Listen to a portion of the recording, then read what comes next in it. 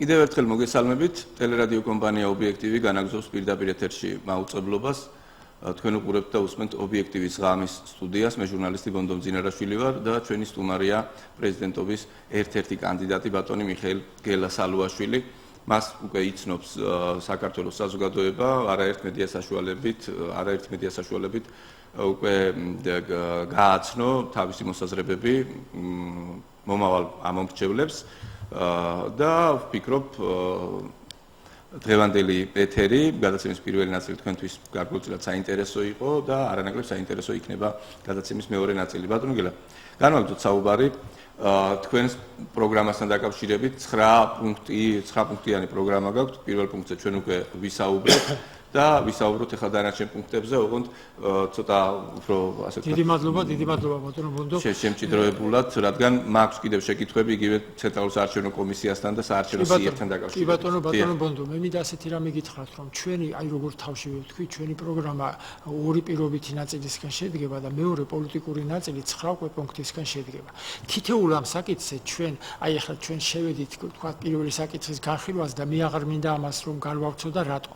თითოეული ეს საკითხი ჩვენ დეტალურად გვაქვს დამუშავებული და გვინდა მსმენელს და მაყურებელს და ამომრჩეველს ცალ-ცალკე საკითხზე ცალკე გადაცემასთვის, ასე ვთქვათ, მოვიტოვოთ ეს, რომ დეტალურად გავშალოთ. მე ვერ შეხვდებით, რომ ახლა კიდევ 9 გადაცემას მივუძღვით. არა, მე ვლაპარაკობ ჩვენი საპრეზიდენტო პროგრამა სწორედ ამაზეა აგებული, რომ თითოეული ნაწილი მოსახლეობას დეტალურად გავაცნოთ და მე თვითონ ჩვენი ეს თემატიკა საკონსტიტუციო ცვლილებებისა თუ მისაღები და ამიტომ ახლა მე მხოლოდ თეზისური სახით გეტყვით ამ საკითხებს, რომლებზეც თუ ღმერთი ინებებსა შესაძლებლობა მოგვეცემა სხვადასხვა მედიის საშუალებებით და შეხვედრებში ამას განვავრცობთ.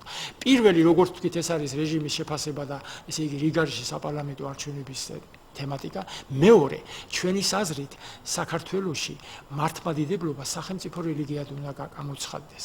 იმ პრინციპის დაცვით, რასაც ქვია, ეკლესია არ უნდა ერეოდეს სახელმწიფო საქმიანობაში, სახელმწიფო არ უნდა ერეოდეს ეკლესიის საქმიანობაში. მაგრამ უნდა მოიძებნოს ფორმა და ჩვენს უკვე მოძებნილი გვაქვს, როდესაც იქნება ამის საშუალება გეტყვით, როგორ უნდა ამ ორივე სტრუქტურამ, როგორ უნდა ესე იგი იფიქროს და იშრომოს იმაზე, რასაც ქვეყნის სულიერ პოლიტიკური კონკორდატი არ არის საკმარისი იმისთვის რა ურთიერთობაც აქვს სახელმწიფოსა და აი მე გეტყვით, ახლა მე არ მინდა დეტალებში შევიდეთ, მე გეტყვით, ჩვენი პოლიტიკური პროგრამის მეორე ნაწილი ეს არის მართლმადიდებლობის სახელმწიფო რელიგიად გამოცხადება. კონკორდატი ეს არის პირველი ნაბიჯი, ეს არ არის ის დონე, რასაც ჩვენ თავაზობთ და ეს ცვლილებები ითვალისწინებს, ესე იგი საპარლამენტო მოწყობის თვალსაზრისით რა ფორმულებებია საჭირო, ეს ცვლილებები ითვალისწინებს მრავალ კომპონენტებს, რომლის ახლა დეტალებში მე არ შევალ. მე ვლაპარაკობ. ბატონო გელა, თქვენ როგორ ფიქრობთ, საქართველოს საზოგადოება დღეს ამ ოცემულობით რაც ვართ არის მზად იმისთვის რომ მართლმადიდებლობა სახელმწიფო რელიგიად გამოცხადდეს. ესე იგი ყველაზე ადვილი მაგალითისთვის მე ახლა აი ამ მაგალითს მოგთავაზებთ.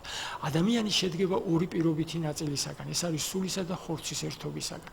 სულისა და ხორცის ერთობას ქვია სიცოცხლე. ჩვენ ვართ ცოცხლე. სულისა და ხორცის გაყრის შემდეგ სამშვენელი კიდე. არა, მე პირობით ორ პოლუსს ვიძახი, ესე იგი სულისა და ხორცის გაყრას ქვია სიკვდილი. ასევეა სახელმწიფოსთან მიმართებაში. ჩვენი ცნობიერების ჩამოყალიბების პროცესში, რაც კი თავი გვახსოვს, მთელ მსოფლიოში არ ყოფილა ფორმაცია გარდა საბჭოთა წყობილებისა, რომ რაიმესთვის თაყვანი არ ეცა კაცს. ეს იყო კერპი თუ არასწორი ღმერთი თუ რაღაცა მნიშვნელობა არ აქვს ამ შემთხვევაში, ისე როგორ არ აქვს, მაგრამ ზოგადად ვლაპარაკობ. რაღაცა ზებუნებრივ აღიარებდა. კომუნისტურმა რეჟიმმა ჩვენ საერთოდ მოგწყვიტა ყოველგვარ რელიგიას და როგორც თევზს წყალში რო ამოაგდებს, ისე ვიქნებით.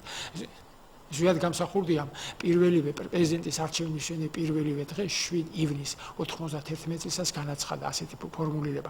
დამოუკიდებლობის მქონე საქართველოში მართლმადიდებლობა სახელმწიფო რელიგიად უნდა გამოცხადდეს. ჩვენ ვიზიარებთ და ვემხრობთ სწორედ ამ პოზიციას და გულისხმობთ რას? დღეს სახელმწიფო რომელიც ღმერთის გარეშე ცხოვრობს, ის ისეთივე მკვდარია, როგორც სულს გაყრილი ადამიანის მდგომარეობა. ამიტომ ჩვენ თავაზობთ, რომ ღმერთისკენ, ანუ სულისკენ გადავდგათ ნაბიჯი და სახელმწიფოს, ჩვენ ვიძახოდით სათავეში, ჩვენი ერთ-ერთი სათავე პოლიტიკურის გარდა არის სულიერების სათავე. ჩვენ უნდა დაუბრუნდეთ ღმერთს, თუ გვინდა ხელი მოგვემართოს. აი ქალბატონმა ბრძანა, ის ეკონომიურ გაჭირვებაში ვართ, ერთი მოვიდა არ გაამართლა, მეორე მოვიდა. არასდროს არ გაამართლებს ფულზე ორიენტაცია, გაამართლებს სულზე ორიენტაცია, ბატონო გელა. ღმერთთან მიმართებაში ორიენტაცია. კეთილი, გასაგებია. ამიტომ მეორე პუნქტი ასეთია, რომელზე დეტალურად გავშლით მეთქი, როცა იქნება ეს არა, ეხლა ნუ გავშლით, მე მაინტერესებს. არა, ეხლა არა, ზოგადად ზოგადად წარმოგიდგენიათ, აი თქვენი პრეზიდენტობის დროს საქართველოში მართლმადიდებლობა გამოცხადდა სახელმწიფო რელიგიად. როგორ წარმოგიდგენიათ ურთიერთობა, თქვათ, ჩვენს არამართლმადიდებელ მეზობლებთან, როგორ წარმოგიდგენიათ ურთიერთობა იმ ქვეყნებთან, სადაც რელიგია ასეთ მნიშვნელოვან როლს არ ასრულებს, იმ სახელმწიფოებთან, რომლებზეც მნიშვნელოვნად არის დამოკიდებული საქართველო. ბატონო ბონო, თქვენ მე ასე ვთქვათ, ყოველთვის ეს ხელს არ შეუშლის საქართველოს, თქვათ, ევროპის ქვეყნებთან, შეერთებულ შტატებთან, თურქეთთან, აზერბაიჯანთან ურთიერთობაში, ჩრდილო კავკასიელებთან ურთიერთობაში. აი ამ საკითხებზე თუ გიფიქრიათ და რა მოსაზრება გაქვთ? მე მინდა ხაზი გავუსვა, წინასწარვე გეტყვით, რომ მე ყოველთვის ასე ვთქვათ, კმაყოფილი ვარ თქვენი კითხვების ფორმულირების თვალსაზრისით, არა მარტო დღეს, არამედ საერთოდ სხვა გადაცემებში. ეხლაც მადლობას მოგახსენებთ მაგისთვის. უღონდ მე მომეცით უფლება, რომ ამ შემთხვევაში დეტალებში არ შევიდე, ყველა თქვენ შესანიშნავ დასმულ კითხვაზე ჩვენ გვაქვს პასუხი, რომელიც თავიდან ბოლომდე გაწერილი გვაქვს იმ ქვეტავში, რასაც მართლმადიდებლობის სახელმწიფო რელიგიად გამოცხადება ქვია. როგორ ხდება ეს? რა მაგალითებია სოფლიოს სხვა ქვეყანაში? როგორ უნდა განხორციელდეს ეს სისტემა? ამიზე ჩვენ, ესე იგი, იდეიდან პრაქტიკულ განხორციელებამდე ყველაფერი გაკეთებული გვაქვს. ამიტომ უბრალოდ ეხლა მე რა ანუ საქართველოს სახელმწიფოს ეს სასიკეთოდ წაადგება ვიდრე პრობლემებს ეს წაადგება სასიკეთოდ ქვეყანას, მეზობელს, შორეულს თუ ახლობელს და აი ეს არის უკვე პასუხი. ამაზე შესაძლებელია მოგეცემა, როდესაც დეტალებში ვისაუბრებთ. შემდეგი საკითხი. არა, მაყურებელია ეხლა მოგუსმინოთ და მესამე საკითხზე გადავიდეთ. დიახ, გისმენთ. გისმენთ. ალო? დიახ. გამარჯობა. გამარჯობა. თქვენ სუმართან მოხერხეთ სამი შეკითხვა და ძალიან სამი არა, ძალიან ბევრია სამი. მე თვითონ დამჭა 30 შეკითხვა და როგორ უნდა დასვათ სამი? დასვით ერთი შეკითხვა, სხვასაც მიცეთ შესაძლებლობა. შეიძლება მოცეთ საშუალება. დასვით ერთი შეკითხვა. არა, მომეცით კარგად გზავდებოდეთ, ნახვამდის ჩვენ გავაგრძელოთ საუბარი. კი ბატონო. დებატებისთვის დრო ნამდვილად არ მაქვს. ესე იგი, მესამე საკითხი ჩვენი პოლიტიკური პროგრამის ბატონო ბონდო არის შემდეგი. ესე იგი, საქართველოს სახელმწიფოებრივი დამოუკიდებლობის გარანტიის მექანიზმის შექმნა. ჩვენი საზრით საქართველოს სახელმწიფოებრივი გარანტიების შექმნა არ არის რომელიმე პოლიტიკურ ბლოკში გაერთიანება. ჩვენი ამოსავალი დებულება უნდა იყოს საქართველოს მუდმივი სამხედრო ნეიტრალიტეტის გამოცხადება. მუდმივი სამხედრო ნეიტრალიტეტი ნიშნავს, რომ ჩვენს ტერიტორიაზე არც ერთი ქვეყნის უცხო ჯარი არ უნდა იდგეს. მუდმივი სამხედრო ნეიტრალიტეტი ნიშნავს, რომ ჩვენი ქვეყანა არ შეიძლება გახდეს ტრანზიტი სამხედრო გადაადგილების, ჩვენმა შეერაღებულმა ძალებმა არ უნდა მიიღონ სხვა ქვეყნის არანაირი სამხედრო კომპლექსში მონაწილეობა. მუდმივი სამხედრო ნეიტრალიტეტის თემატიკა ეს არის ერთადერთი გამოსავალი ამ ორ იმპერიულ ცნობიერებას შორის, რომლის საჯირდაო ქვადად ჩვენ დღეს ვიქეცით. დღეს მსოფლიოს, ისევე როგორც სხვა წერტილებში, მაგრამ ერთ-ერთ ცხელ წერტილს წარმოადგენს კავკასია. დღეს მსოფლიო როგორ წარმოგიდგენიათ საქართველოს ნეიტრალური ახლანდელი მოცემულობა რეალობას ასე ვთქვათ გავუსწორო თვალი. პრეზიდენტი სალუაშვილი ამბობს, რომ საქართველოს უნდა იყოს ნეიტრალური სახელმწიფო, პრემიერ-მინისტრი ივანიშვილი ამბობს, რომ და მისი მთავრობის წევრებიც ამბობენ, რომ საქართველოს უნდა გახდეს ჩრდილო-ატლანტიკური ალიანსის წევრი. ძალიან კაი კითხვა. როგორ წარმოგიდგენიათ თანამშრომლობა ასეთ პირობებში? პრეზიდენტი ძალიან მნიშვნელოვანი საგარეო პოლიტიკის განსაზღვრელი ფიგურაა სახელმწიფოში. თუ კი თქვენ კატეგორიულად გაემიჯნებით ნატოსკენ ივანიშვილის ხელისუფლების სწრაფვას, მაშინ კონფლიქტი გარდაუვალია. დიდი მადლობა, მშვენიერი კითხვა. ესე იგი, მე მინდა საფუძველშივე გავიგოთ. ჩვენი ჩრდილო-ატლანტიკურ პოლიტიკურ სამხედრო ბლოკში გაწევრიანების მთავარი მიზანი რა არის? ჩვენი სახელმწიფოებრივი დამოუკიდებლობის გარანტიის შექმნა. თუმცა არც ეს არ არის გარანტია. არა, მე ვიძახი მიზანი, თორე გარანტია რამდენად არის, ჩვენ ხედავთ, რამდენი ხანია კარები ღიაა, ხო და ვერაფერი შევით იმ კარებში. ვინ შევიდა ბალტიისპირელებიც ამბობენ, რომ ისინი არ არიან დაცულები. ამ შესვლით. ასე რომ ჩვენ ვიძახით, რომ ჩვენი სტრატეგიული ხედვა, არა მარტო პრეზიდენტის ინსტიტუტის, პრემიერ-მინისტრის, თითოეული საქართველოს მოქალაქის სტრატეგიული ხედვა არის ჩვენი სახელმწიფოებრივი გარანტიის შექმნა. ჩვენ ვიძახით მსოფლიოს, აი თქვენ, ასე ვთქვათ, საკმაოდ ჩახედული ბრძანდებით მოსახლეობა მაყურებელი მეტნაკლებად აქცევს ამას ყურადღებას, მთელი მსოფლიო საზოგადოება პრობლემების მოგვარებაში გვთავაზობს მოძებნეთ საერთო ენა მეზობლებთან და რამდენად წაგვადგება მათი რჩევა იმ თვალსაზრისით, რასაც ჩვენი რეალობა ქვია, ეს სხვა საკითხია. ჩვენ ვიძახით, რომ აი დღეს მსოფლიოსთვის, როდესაც საქართველოს აი ესეთი მძიმედ რეგიონში, აი რომელშიც ჩვენ ვიმყოფებით, ეს პრობლემა მსოფლიო რო ფიქრობს გადაჭრისთვის, ჩვენ მათაც გვინდა გავუადვილოთ.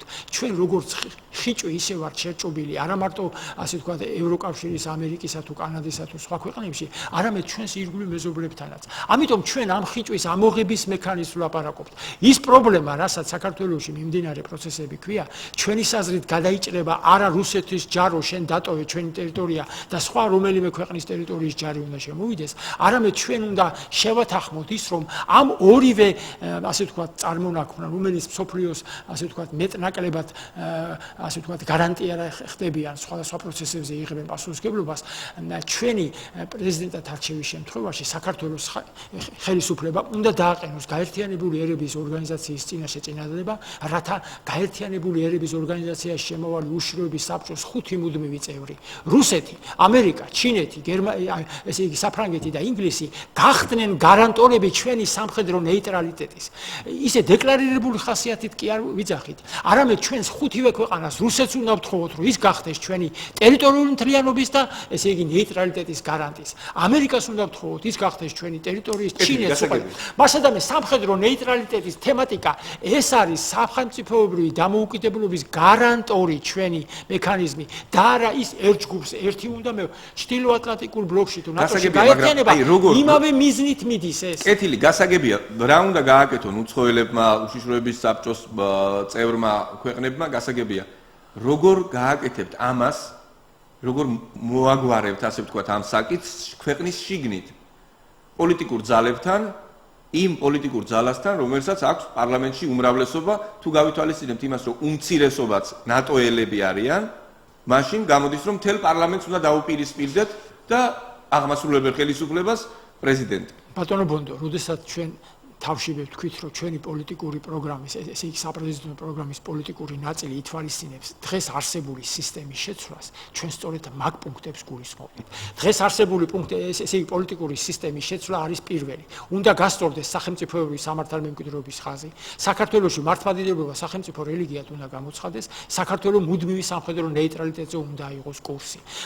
ნატოელების ძახილმა, არა თქვათ, ნატოს საწინააღმდეგო კი არავის აგვაქვს ჩვენ. არც ერთ ასე ვთქვათ, საქართველოს მოქალაქეს არ ამგონია სხვა დამოუკიდებლობა ქონდეს, გარდა იმისა, რომ ჩვენ ვეძებთ სახელმწიფოებრივი დამოუკიდებლობის გარანტორი რომ გახდეს რომელიმე. ჩვენ მივხვდით, რომ აი ამ კი არ მივხვდით, რეალობაა ასეთი, მთელი მსოფლიოს მაგალითია ასეთი.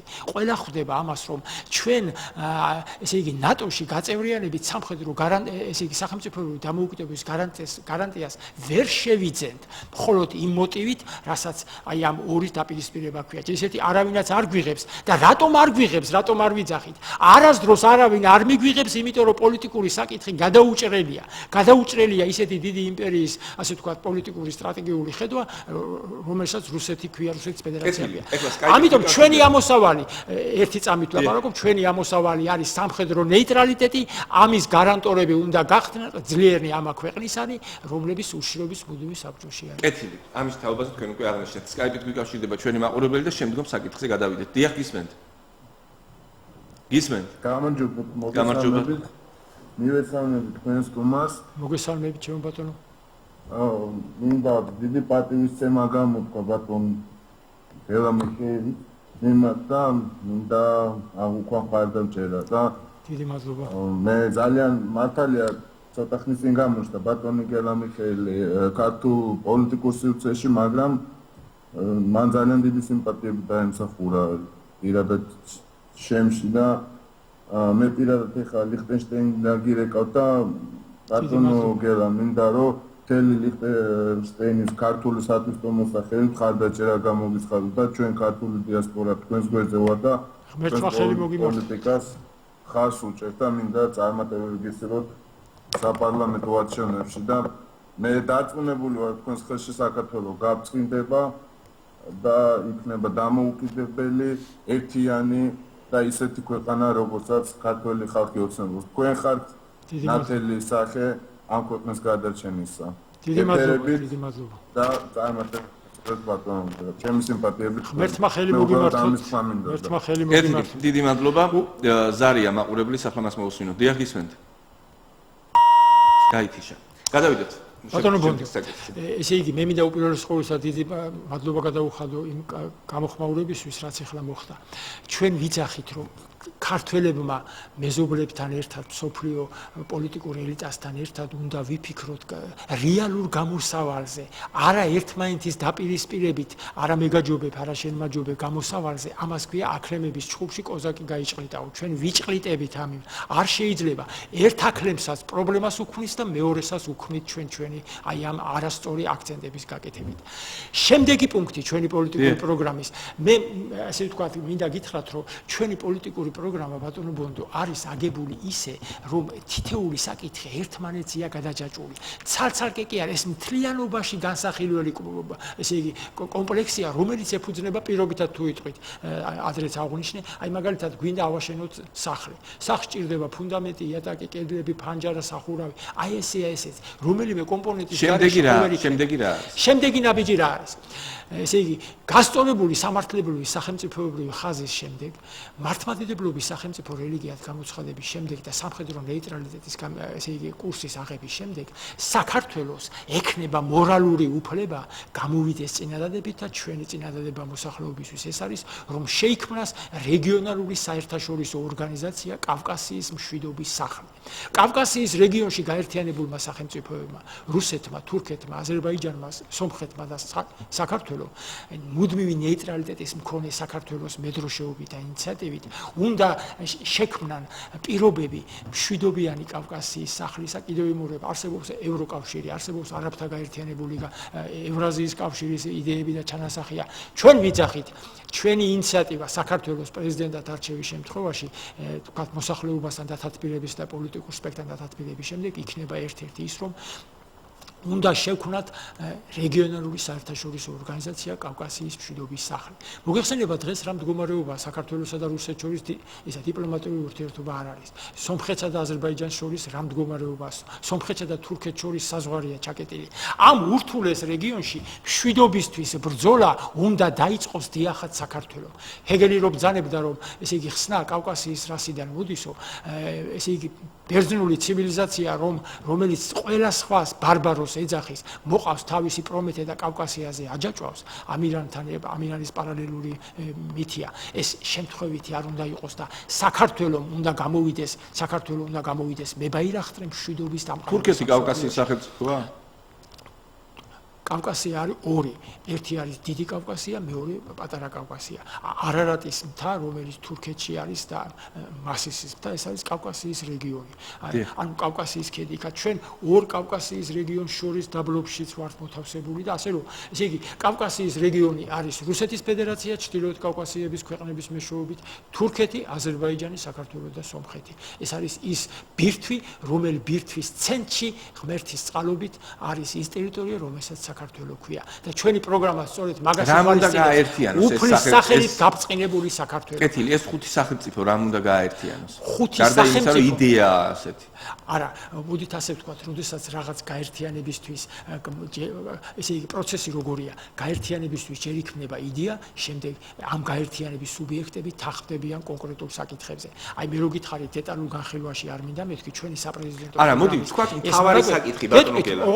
აი აზერბაიჯანი, სომხეთი, თურქეთი, საქართველო და რუსეთი რამ უნდა გააერთიანოს? აი რაღაცა ვთქვათ, სოფლიოში ვიღაცა გიჟი გამოჩნდა, რომელსაც აქვს ატომური ბომბი და გადაწყვიტა, რომ კავკასიის რეგიონი მოსპოს. მაშინვე გაერთიანდებიან, აღარავის აღარ ეხსოვება, არც აფხაზეთი, არც ყარაბაღი, არც სამხრეთ ოსეთი და არც აჭარა და არც არაფერი. ყველა იფიქრებს იმაზე, რომ ყველა ერთად გავნადგურდებით.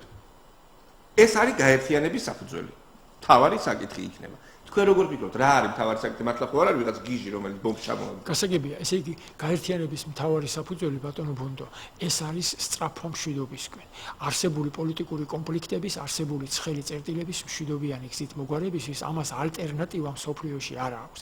მუდმივი სამხედრო ნეიტრალიტეტის მქონე საქართველოს ალტერნატივა გარდა იმისა, რომ მშვიდობის მედროშე გამოვიდეს, სხვა მას არ აქვს.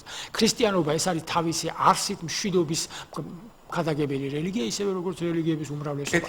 ამიტომ ამის გაერთიანების მოტივი არის მშვიდობისკენ სწრაფვა და მშვიდობის დამყარება გაცილებით ძნელია, ვიდრე ომის წამოწყება.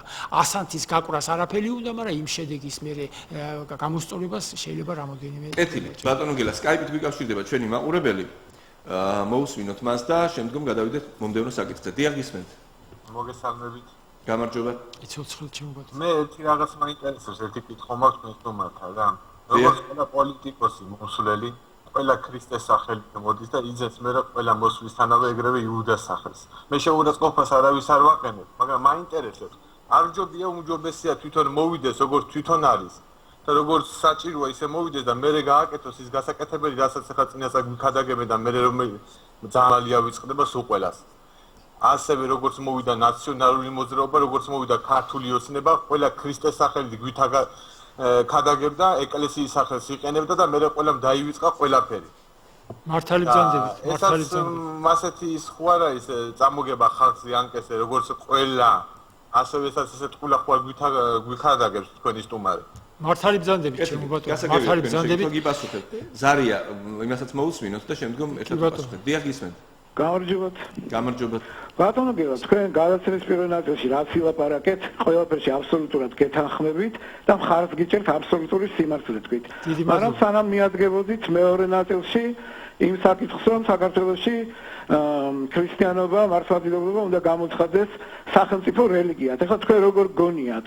დღეს როდესაც საქართველოს მოსახლეობის 85% იცის, რომ მართლმადიდებელი ქრისტიანია და არა მხოლოდ ჩვეულებრივი მოსახლეობის ნაწილი, არამედ საეკლესიო მოღვაწეების უმრავლესობასაც სიღრმისეულად, ღრმად, შინაარსობრივად და არ ესმის რა არის ქრისტიანობა და მართლმადიდებლობა, მხოლოდ გარეგნულად რიტუალურ ქმედებებს განახორციელებენ, სათესატებენ, პირჯვარს იწერენ და რამდენიმე ლოცვა იციან ზეპირად და მაგალითად, მაგრამ ისეთი მეუფეების, როგორიც არის იაკობი და იობი, ერთი წუთით მათქმევინეთ ბატონო ბონდო. ჩვენ ბატონ გელას ვესაუბრებით ახლა. ხალხი ქუჩაში ჯვრებს ურთხავს, სხვა ხალხს ტელევიზიაში უვარდებიან 17 მაისი მოაწყვეს. თქვენ როგორ გონიათ ასეთ ხალხს რომ მივცეთ სახელმწიფო რელიგიად მართლმადიდებლობა, როგორ გონიათ მე რელიგიურ უმცირესობებს ან იმ ხალხს რომელსაც მათი გადმოსახედიდან მათ ეგონებათ რომ მართლმადიდებლურ ქრისტიანულ წესჩვეულებებს არ აღასრულებენ ისე როგორც მათ გონიათ. რას უზავენ მათ, ხო წარმოგიდგენიათ? როგორ გინდათ ამ პირობებში ქრისტიანობა გამოგიცხადოთ სახელმწიფო რელიგია. კეთილი, გასაგებია. ანუ ორივე გასაგებია, დიდი მჭიდრო კავშირში. კი ბატონო, დიდი მადლობა. შესანიშნავი კითხვაა პირველი და შესანიშნავი კითხვაა მეორეც. მე ასე ვთქვათ, ეჭვი არ მეპარება საქართველოს მოსახლეობის იმ განათლების დონეში, რასაც სხვა საკითხებში კვლევა ქვია. მე უპირველეს ყოვლისა მინდა ორიენტაცია ავიღო რაზე და ოდნავი შედარების მაგალითად ვიტყვით. 1921 წლამდე ჩვენ ვიყავით ასე ვთქვათ სახელმწიფო რელიგია გახლდათ მართლმადიდებლობა რუსეთშიც, რომლის იმპერიის შემადგენლობაში ვიყავით და ჩვენთანაც ხო ასე იყო. 70 წლიანმა წყვეტამ ჩვენ მოგწყვიტა 70 წლიანმა ათეისტურმა ყოფა მოგწყვიტა ჩვენ იმ ფესვებს, რასაც აი დღეს ბატონი ბრძანებდა. და დღეს პირობითად თუ ვიტყვით, მე არავის შეურაცხყოფას არ ვაყენებ, პირობითად ვლაპარაკობ, ჩვენ დღეს ქრისტიანობისკენ მიბრუნებულები ჯერ არა ვართ. ჩვენ იქცა აი აბსოლუტურად სწორია, იქცა რაღაც მოდად სანთლის ანთება, მისი სიღრმეების კოლევა ჩვენ არ ვიცით. ანუ მე ამას დავარქმევდი პირობითად გარდამავალ ეტაპს ათეიზმიდან ღმერთ, ესე იგი ჭეშმარიტ ღმერთთან და რეალურად ღმერთთან ჭეშმარიტებასთან მიახლოების თვალსაზრისით. ამიტომ ეს გარდამავალი პროცესი უნდა დასრულდეს იმით, რასაც ქვია მართლმადიდებლობის სახელმწიფო რელიგიად გამოცხადება. ოღონდ ამან რომ არ შეგვაშინოს, მე რამოდენიმეს ჩამოგითვლით. ფინეთშია, ესე იგი ორი რელიგიაა სახელმწიფო რელიგიად გამოცხადებული. პორტუგალიაშია და მალტაში და ძალიან ბევრ ქვეყანაში, უბრალოდ არ მინდა მე ხა დეტალებში შევიდე. აი ბატონს ადამიანს, რომელმაც ახლა ბოლოს არის განახორციელა, მე მესმის აბსოლუტურად მისი თვალთახედვა და მე რომ მის ადგილას ვიყო, შეიძლება იგივე პოზიცია გამჩენოდა. ბატონებო, თუ თქვენ ასე ვთქვათ, აღიჭურებით, მოთმინებით და ღმერთი ხელშემიწყობს და აი მართლმადიდებლობის თემატიკის გაშლის დროს ვისაუბრებთ, თქვენ თვითონ დარწმუნდებით ის მექანიზმი, რასაც ჩვენი შემოთავაზების თვალსაზრისით მართლმადიდებლობის სახელმწიფო რელიგიას პრაქტიკული რეალიზებისთვის ასე ვთქვათ პირობებს ქმნის, თქვენ თვითონ დარწმუნდებით როგორი უნიკალურია და როგორ აგვარებს იმ საკითხებს, რასაც ყოველგვარი მარჯვნივ და მარცხნივ გადახვევა. ბატონო გელა, მე როდესაც ამ საკითხზე თქვენ საუბრობდით, კითხეთ, არის თუ არა მზად საზოგადოება რომ მართლმადიდებლობა გამოცხადდეს სახელმწიფო რელიგიად. სწორედ ამას გულისხმობდი, რაც ჩვენმა მაყურებელმა თუ მსმენელმა დაასახელა და კიდევ ბევრ სხვა საკითხსაც. შესაძლოა საზოგადოება მიუხედავად იმისა, რომ თქვათ ამ განწყობის ადამიანი ძალიან ბევრია საქართველოში, მართლმადიდებელი, შესაძლოა ძალიან ბევრს ბოლომდე არც აქვს გააზრებული ის პასუხისმგებლობა, რასაც მართლმადიდებლობა ქვია და მართლმადიდებლის პასუხისმგებლობა. ბატონო ბონდო, შეიძლება ვიღაცამ შემდგომ აგრესიული მიზნებით გამოიყენოს ეს. თუმცა პოლიტიკოსები ძალიან აქტიურად იყენებენ ყოველთვის რელიგიურ საკითხებს პოლიტიკური მიზნების მისაღწევად და ესეც აღნიშნა ჩვენმა მაყურებელმა. ეს აბსოლუტურად სწორი ხარ. აი მოდით მე ერთ შედარებას მოგიყვანთ. თქვათ ჩვენ გვაქვს რეცეპტი. რაიმე სადილის დამზადების რეცეპტი. და დიასახლისმა ან მზარეულმა მამაკაცი იქნება თუ არა აქვს მნიშვნელობა, იმ მზარეულმა იცის ეს რეცეპტი. და შემოსულ, ესე იგი, მომხმარებელს სთავაზობს, რომ აი ეს მინდა თქვენში. იმ მომხმარებელმა არ იცის, ჯერ არ დაუგემოვნებია, მაგრამ ამ მზარეულმა იცის ამის შემადგენლობა და გაუსინჯია კიდევაც და ლაპარაკობს. ანუ მე ვიცახი, რომ ეს რეცეპტი მართლმადიდებლობის სახელმწიფო რელიგიად გამოცხადების ჩვენ დამუშავებული გვაქვს დეტალებამდე, როგორ და რანაირად და აი, როდესაც ანუ გარკვეული ეტაპების გავლა იქნება საჭირო, სანამ ეს პირდაპირ ესე არა, ამას დაჭირდება ნახევარსაათიანი, 40 წუთიანი მარტო ამ თემაზე ლაპარაკი, ამ რეცეპტის არა, საქმის გაკეთებას არა, მაგას ვლაპარაკობ, ესე იგი, ამ რეცეპტის გაცნობას და მე ამას პრაქტიკული რეალიზებისთვის ამას ჭირდება გარკვეული დრო, რა თქმა უნდა. მაგრამ ეს რეცეპტი ჩვენ 2012 წლის იანვრის თვეში წარუდგინეთ საქართველოს საპატრიარქოს. ეს რეცეპტი კონკრეტულად ჩვენი პოლიტიკური პროგრამის ყველა ნაწილი, ბატონო ბონდო, შარშან იანვრიდან მოყოლებული მაისის თვემდე ჩვენ ცალ-ცალკე დამუშავებული გვაქვს ეს საკითხი და პოლიტიკურ სპექტრს ყველას დაურიგეთ, ყოველ შემთხვევაში უმრავლესობას, ვინც მეტნაკლებად პარლამენტის არჩევნებში იყო.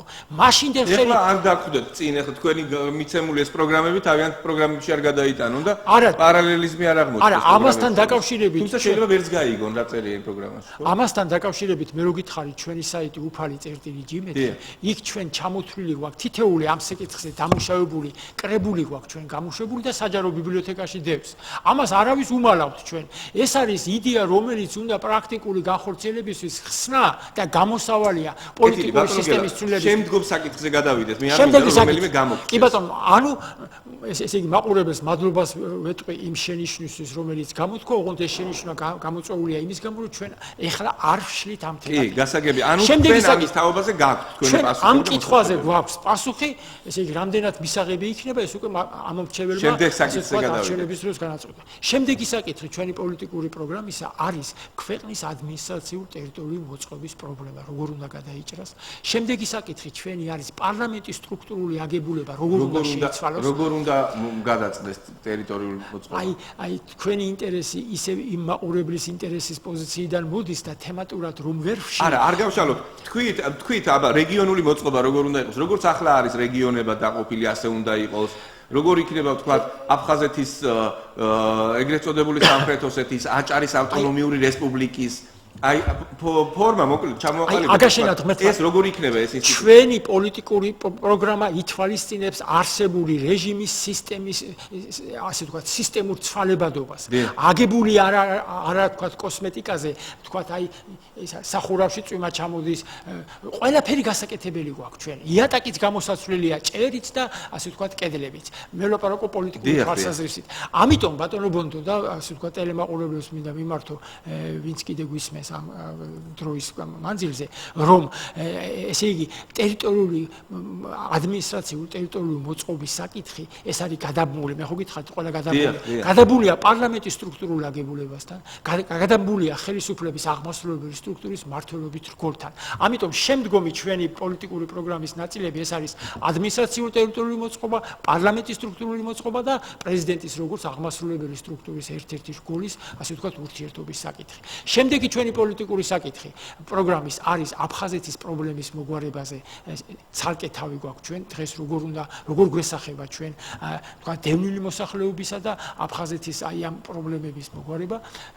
ერთ-ერთი საკითხი ჩვენი არის პარლამენტში და პარლამენტს გარეთ დარჩენილი პოლიტიკური სპექტრის ჩართვა იმ აქტიურ პოლიტიკურ ცხოვრებაში, რომლის გარეშეც ყოფნა არჩევნებიდან არჩევნებამდე პარლამენტს გარეთ დარჩენილი ძალებს რომ ბერკეტები არ გააჩნიათ, აი ეს იწვევს პოლიტიკური დუღილის არა ოთახებში გადატანას, არამედ იმაში.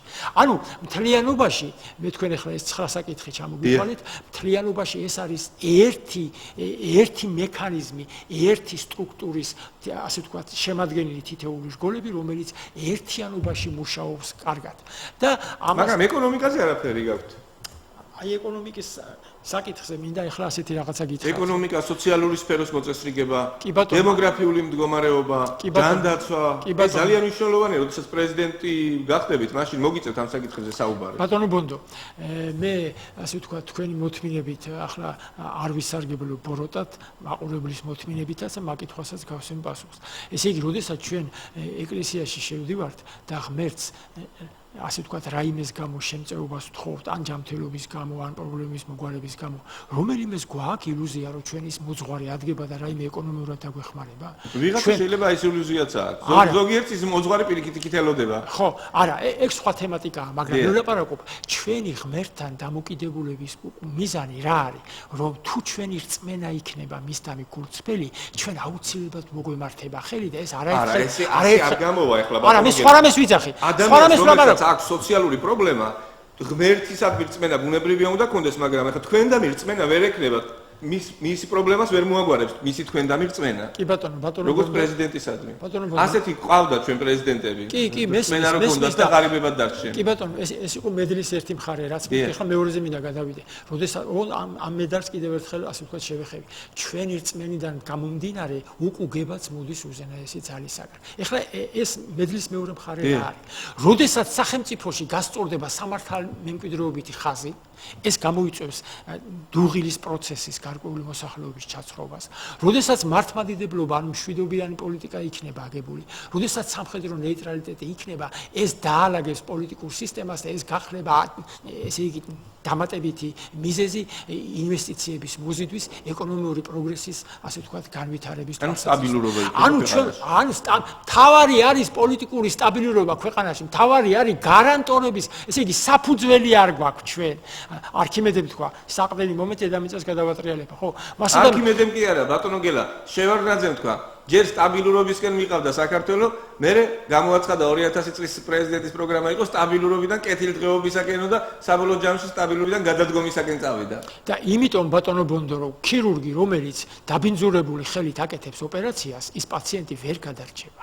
ეს იყო დაბინძურებული ხელებით პოლიტიკის კეთება, რომელმაც შედეგი არ გამოიღო. პოლიტიკა ბინძურის საქმეა, და მერე სანიტრები მოიყვანეს ხელისუფლებაში დარგავანძის სახით. ანუ ესე იგი ჩვენ მინდა ახლა ასე ვთქვათ, აი მაგ ფორმულას უპასუხო. როდესაც პოლიტიკური სისტემა მოგვარდება, ეს გახდება გარანტორი ეკონომიური აღმასვლისა და ეკონომიური პრობლემების მოგვარებისა. ამიტომ თქვი მე, ესე იგი პირველი მედლის მხარე, როგორია ჩვენი დამოკიდებულება, იმის უკუგებაც ასე გვექნება. ჩვენ ავიღებთ ორიენტაციას ამ სისტემის დალაგებაზე, ესე იგი ეს გარემო თავისთავად შექმნის დამატებით სამუშაო ადგილს, მე გულისხმობ ინვესტიციების მოზიდვის თვალსაზრისით, ეს გარემო გახდება ყველასათვის მიმზიდველი შინაური თუ გარეული ინვესტიციებისა, რომლებიც გამოიწვევს ეკონომიურ დაინტერესებას. ეს გარემო ხელს შეუწყობს, აი როგორც ახლა ბატონმა დარეკა, მილიონამდე, მილიონ ნახევრამდე საქართველოს ტერიტორიიდან გასული მოსახლეობას მათი შეძლებული თუ შეუძლებელი ნაწილის ჩართვას იმ პროცესებში, რასაც საქართველოში მიმდინარე პროცესები ქვია. დღეს ვერავინ ვერ ბრუნდება. შინაური კი არა, გარეულს კი არა, შინაურს არა აქვს იმედი, რომ დღეს ჩადებული ხვალ ისევ გარანტორი იქნება რა. აი ეს თვითონ მექანიზმი ჩვენ ხელისუფლებაში, როდესაც მე პარლამენტ ისა ქვია საბურთალოს საკრებულოს თავმჯდომარე გახდით, მაშინ როდესაც მე შეხვედრები მქონდა, ვეუბნებოდი მე ჩემი მიზანია მოგეხმაროთ როგორ გახდეთ თქვენ ეკონომიკურად ძლიერები. ჩემი მიზანია მოგიხსნათ ის პრობლემები, რაც თქვენი საქმიანობის ისჭირდება და შემდეგ თქვენმა ნიჭმა და საქმიანობამ თვითონ მიგიყვანოთ იმ შედეგამდე, რასაც ლაპარაკობ. სახელმწიფოს მიზანია შექმნას გარანტორი, სახელმწიფო ხელისუფლების ვერტიკალის მიზანია და ამ გარანტორების შემდეგ ეკონომიკური სულის ხელშეწყობა იქნება. ვიკავშირდება Skype-ით ჩვენი მაყურებელი, ახლა მას მოусვინოთ. გისმენთ? დიახ, დიახ. მე კორპორაცია Yuda International და ვეკავ და მაინტერესებს როგორც რიგით მორწმუნეს. რატომ თანამშრომლებთ თქვენ ისეთ მასონურ კომპანიასთან როგორც Wayne Enterprise-ია და რას ფიქრობთ Del Bosque-ზე? მე ვერ გავიგეს. რაღაც ორგანიზაციებთან თანამშრომლობთ? ესე იგი მე მინდა Wayne Enterprise. ხო, ესე იგი მე მინდა დაინტერესებულ ასე ვთქვათ მაყურებელს უთხრა. ჩვენ რამოდენიმე ხნის წინ ჩვენი პოლიტიკური აი ამ საარჩევნო კამპანიის მანძილზე დაგეგმილი გვაქვს გავმართოთ შეხვედრა აბსოლუტურად ყველა საზოგადოებრივ თუ პოლიტიკურ ძალასთან. იმისათვის რომ ჩვენი პოლიტიკური პროგრამა, ესე იგი პრეზიდენტის პროგრამა შევთავაზოთ მათ გაცნობისთვის. ეს რა ორგანიზაციაა Wayne Enterprise? არა, ეს საქართველოშია ეს ორგანიზაცია, საერთაშორისო ორგანიზაციის ფილიალია თუ რა არის? აი ახლა მე მოგახსენებთ მე ინფორმაციას რაც მე ახლა ამ შემთხვევაში მოგახსენებთ, ეს ინფორმაცია დაინტერესებულ მკითხველს შეუძლია აიღოს ჩვენი საიტიდან, შეუძლია აიღოს Facebook-ის გვერდიდან. ესე იგი ჩვენ რამოდენიმე ხნის წინათ, ერთი კვირის წინათ, ორი კვირის წინათ მქონდა შეხვედრა, ესე იგი საკმაოდ საინტერესო ჯგუფთან ახალგაზრდების ის ახალგაზრდული ორგანიზაციის წარმომადგენლები იყვნენ, რომლებიც დაინტერესდნენ ჩვენი იმ პროგრამით, რასაც ქვია მართლმადიდებლობის სახელმწიფო რელიგიად გამოცხადება. მათი კვლევის ინტერესი, მათი ორიენტაცია გახდა თეოკრატიის პრინციპების კვლევა და მათ აინტერესებდა ჩვენი თვალსაზრისი რამდენად მიესადაგებოდა ან განსხვავებული იყო. ეს ორგანიზაცია, რომელიც ერთ-ერთი ორგანიზაცია გახდა თამაში, მე კიდევ ვიმეორებ. ესენი ქართველები არიან? ქართველები არიან, რა თქმა უნდა. ოღონდ ამ შემთხვევაში მე გულისხმობ, რომ ჩვენ მზად ვართ და პირიქით მოწადინებულიც ვართ. მე ვერ დაარქვეს რამე ქართული სახელი. რა არის Enterprise? ეხლა ეს ასე ვთქვათ, მე ვერ შევალ სხვის ასე ვთქვათ. კეთილი, გასაგებია. ეს სხვა თემატიკა.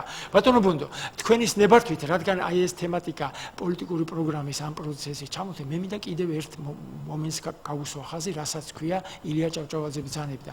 შვილმა თუ მარიცის სად გაჩერდა მამამისი, ისე ვერ გააგრძელებს ცხოვრების ხასო. და მე მინდა ამ შემთხვევაში ჩვენი საუბარი შემოგთავაზოთ იმ თემატიკის განხილვას, რასაც ბატონი ზვიად გამსახურდიას. მობილურით ვიკავშირდება მაყურებელი. მას მოусმინოთ და შემდგომ მე ვიცი რა საკითხებს უნდა ისაუბროთ თქვენ და აუცილებლად მოგცემთ შესაძლებლობას. დიახ, გისმენთ? ჩვენი ქვეყანა ცოტა ინტერაქტიულად ვითარდება დღევანდელ ცხოვრებაში, კაცო 21 საუკუნეა რა და ჩვენი რელიგიური, ესე იგი, მეცნიერება ჯერ იმისათვის კიდე არ არის გამკლავებული და სოფილი, რომ 90-იანი წლებიდან დაწყებული დღემდე იმ დონეზე არ არის ვითარებული, რომ საქართველო გახდეს ვატიკანი, სადაც რელიგიური კანონმდებობაა, სადაც ისრაელში ესევე კანონმდებობაა და მუსულმანურ ქვეყნებში, ამასობაში, იერუსალიმში და ასე შემდეგ. ასე ეხლა იმ მართალი ბრძანდებით მართალი. ყოფილება ასეა, რომ იქ ძალიან დაფუძნებულია ეს ოდითგანვე, რომელიც საქართველოში შეზღუდული იყო ეს საბჭოთა კავშირის დროებიდან. ეხლა ჩვენ სულ წარსულზე, ეხლა მე რამდენსაც გისმენთ, სულ წარსულზე ლაპარაკობთ, ხო წარსულზე და რა მოხდა და რა. ეხლა ცხოვრება ჩვენში იცვლება, ხო აი პოლიტიკური წყობილება, კანონმდებობება, ახალი კანონების დაწესებულება და ასე შემდეგ, ხო? ეს ვითარებული არ იქნება და წარმატებული არ იქნება ჩემი აზრით, რომ ამას მივცეთ ეხლა ვატიკანი რამდენი საუკუნეა კაცო და იქ რამხელა ის იყო ტანჯვა წამება იყო, რომ ეს დაფუძნებული იყო როგორც თემიანად რელიგიური საიდუმლოება, ხო? მართალი ბრძანდებით, მართალი პატარა ქვეყანაში, ის საქართველოზე პატარაა მე მგონი, რა ვიცი, ეხლა მასშტაბობით, მაგრამ ეს ვატიკანია. ეხლა საქართველოში ჯერ მე მქონდა სულიერ პირებთან საუბარი რა და ამ სულიერმა პირებმა ისიც არ იციან, როდესაც ქრისტეს ესე იგი ჩვენ წელთა აღრიცხვამდე, როდესაც რელიგია იყო უკვე დაწერილი, ხო და მე ქრისტეს მოვლენი ესე ნაში ერი, არ ვიცი ქართულად როგორ იქნება, პრინაში ერი, როდესაც ქრისტე მოევლინა ხო? გაცხადება მოხდა მაცხოვრის. ინკვიზიციამ თუნდაც ესეც არიან რომ ქრისტე ვინაცამა ინკვიზიცია იყო რელიგიური საზოგადოება რომელიც ასევე ეძღვნოდა ღმერთს კაცო მაგრამ ამასობაში არ უჭირეს ღმერთს როდესაც მეორედ მოევლინა ქრისტე უკვე ქრისტემ თქვა იქ როდესაც მოევლინა და დაარწმუნა ხო თელი ქვეყანა თელი ვინცი სადაც მიწას უთვლიდა ხალხს და ასე შემდეგ რომ დაარწმუნა რომ ღმერთი მოევლინა კეთილი კარგი ჩვენ ახლა ძალიან თემატურად სიღრმეებში შევდივართ ამიტომ დიდი მადლობა თქვენ რომ დაგვიკავშირდით ბატონო გელა აუცილებლად უნდა გკითხოთ კიდევ წერენ Wayne Enterprise-თან დაკავშირებით რა შედეგებს ელოდება ამ შეხვედრიდან და თუ აპირებს თანამშრომლობას ესე იგი კიდევ ვიმეორებ ეს არის ისევის ორგანიზაცია რომელზეც წეგან მქონდა ლაპარაკი ჩვენი შედეგი არის ის რომ ჩვენი პროგრამა გავაცნოთ საქართველოს მაცხოვრებლის ყველა ამომრჩეველს მივიტანოთ ყველას ყურამდე ყველა რელიგიურ მიმდინარეობებს ყველა ანუ ვინც გამოცხადდა თქვენთან შეხვედრის სურვილს ნებისმიერთან მზადხარ შეხვდეთ და ესაუბროთ